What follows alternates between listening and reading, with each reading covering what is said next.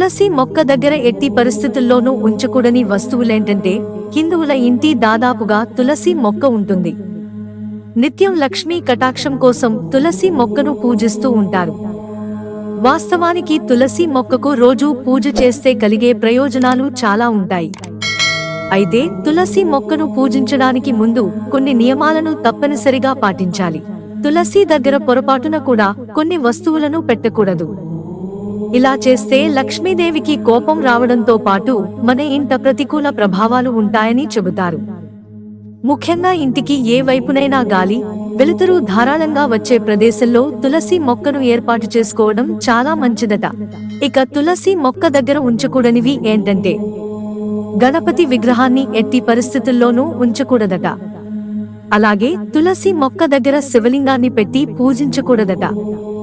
అలాగే తులసి దగ్గర చీపురు, చెత్త వంటి వాటిని ఎట్టి పరిస్థితుల్లోనూ ఉంచకూడదట.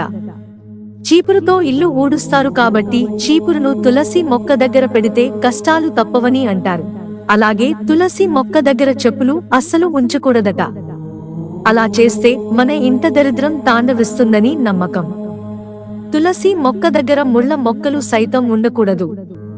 ఇలా ముళ్ళ మొక్కలు ఉంటే ఇంట్లో నెగటివిటీ త్వరగా వ్యాపిస్తుందట.